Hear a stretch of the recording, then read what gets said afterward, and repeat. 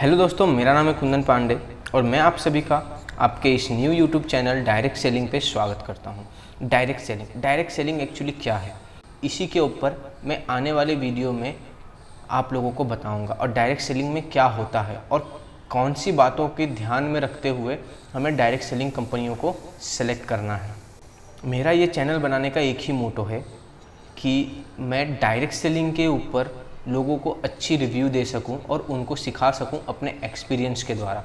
पिछले 4 साल में मैंने जो सीखा है, चाहे वो ट्रेनिंग हो या फिर कोर्सेज के माध्यम से। आइए बिना किसी देरी के वीडियो को शुरू करते हैं। आज का जो मेरा टॉपिक है वो डायरेक्ट सेलिंग के ऊपर है। डायरेक्ट सेलिंग क्या है, मतलब लोगों के मन में आता होगा, आप लोग ये वीडियो देख रहे हैं, इसमें से काफ़ी लोग डायरेक्ट सेलिंग इंडस्ट्री को जानते भी होंगे और काफ़ी लोग न्यू होंगे जो नहीं जानते होंगे कि डायरेक्ट सेलिंग क्या है। तो मैं सबसे पहले आज ये टॉपिक कवर करूँगा कि डायरेक्ट सेलिंग क्या है। तो डायरेक्ट सेलिंग एक ऐसी इंडस्ट्री है जहाँ पे हम अपना खुद का व्यवसाय बिजनेस शुरू कर सकते हैं बिना किसी लागत के। कहा जाए तो लागत इसमें बिल्कुल भी नहीं लगती। डायरेक्ट सेलिंग क्या है, सबसे पहले आइए हम वो जानते हैं। डायरेक्ट सेलिंग और ट्रेडिशनल मार्केटिंग, मतलब नेटवर्क मार्केटिंग और ट्रेडिशनल मार्केटिंग में क्या डिफरेंस है। ट्रेडिशनल मार्केट में जो भी मैन्युफैक्चरर प्रोडक्ट को बनाता है, उस प्रोडक्ट को मार्केट में आते आते जो बीच में सोर्सेस होते हैं वो होते हैं, पहले मैन्युफैक्चरर से निकलेगा तो वो वहाँ से CNF एजेंट के पास जाएगा, फिर CNF एजेंट से निकल के स्टेट डिस्ट्रीब्यूटर के पास जाएगा, फिर बड़े जो होलसेलर्स होते हैं उस स्टेट के एरिया में उनके पास जाएगा, फिर वहाँ से रिटेलर के पास आएगा और रिटेलर के पास आने के बाद फिर कस्टमर के पास पहुँचता है। तो इसमें डायरेक्ट मतलब जो चैन होती है प्रोडक्ट को हमारे पास पहुँचने में, ट्रेडिशनल मार्केट में बीच में यहाँ पे 3-4 लोग होते हैं जिसको अलग अलग नामों से भी जानते हैं। और यहाँ पे सबसे बड़ी जो खर्चे होते हैं वो होते हैं सेलिब्रिटीज़ के ऊपर जो ऐड चलाते हैं। एक प्रोडक्ट जो कोई भी एक प्रोडक्ट आप सेलेक्ट कर लीजिए, वो प्रोडक्ट का मैन्युफैक्चरिंग कॉस्ट क्या होता है वो आपको कोई नहीं बताएगा।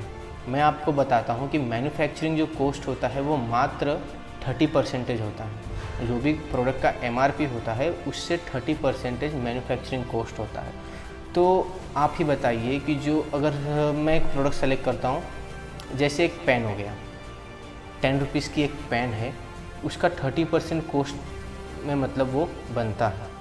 तो हमारे पास आते आते वो 10 रुपीज़ क्यों हो जाता है? क्या कभी आपने ये सारी चीज़ें सोचा है? नहीं ना।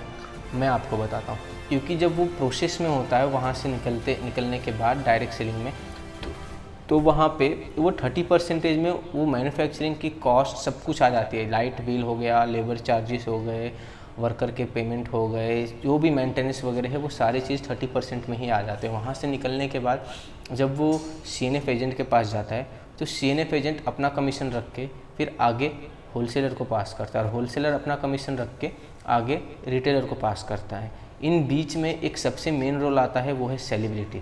आपने किसी भी प्रोडक्ट के बारे में देखा होगा, उसका टीवी पे काफ़ी बड़े बड़े ऐड चलते हैं। तो क्या आपको लगता है कि वो ऐड फ्री में चलते होंगे? नहीं, वो उस ऐड के सेलिब्रिटी करोड़ों में चार्ज करते हैं। तो वो वहाँ पे कॉस्ट जाता है और ये सब कॉस्ट किसके जेब से जाता है?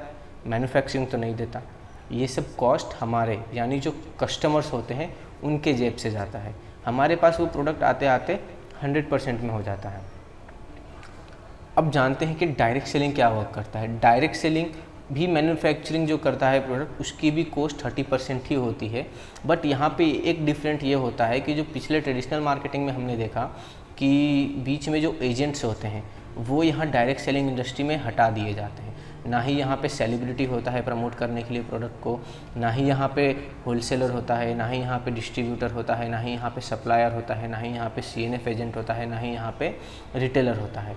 तो ये जो बीच के कॉस्ट होते हैं, नॉर्मली 65% जो कॉस्ट होते हैं, 30 to 35% मैन्युफैक्चरिंग का कॉस्ट लगता है। जो 65% कॉस्ट बचते हैं, ये पैसा डायरेक्ट सेलिंग उन लोगों को देती है जो इस कंपनी के प्रोडक्ट को प्रमोट करते हैं। अब डायरेक्ट सेलिंग में क्या होता है कि हम जो प्रोडक्ट मंगाते हैं वो हमें 100 रुपीज़ में ही मिलता है। अगर 100 रुपीज़ का कोई प्रोडक्ट है और मैन्युफैक्चरिंग में 35% का कॉस्ट है तो हमें ये प्रोडक्ट 100% पे ही मिलेगा, बट बीच में जो 65% का गैप हुआ है वो कमीशन हमें एक सिस्टम के द्वारा हमारे अकाउंट में क्रेडिट कर दिया जाता है। ये होता है डायरेक्ट सेलिंग। यहाँ बीच के जितने भी एजेंट हैं इन सबको हटा दिया जाता है। इसको बोलते हैं कि मतलब कस्टमर जो होता है वो प्रोडक्ट डायरेक्टली कंपनी से परचेस करता है। यहाँ बीच में किसी भी एजेंट की ज़रूरत नहीं होती है। इसको बोलते हैं डायरेक्ट सेलिंग। आज हमने जाना कि डायरेक्ट सेलिंग क्या है।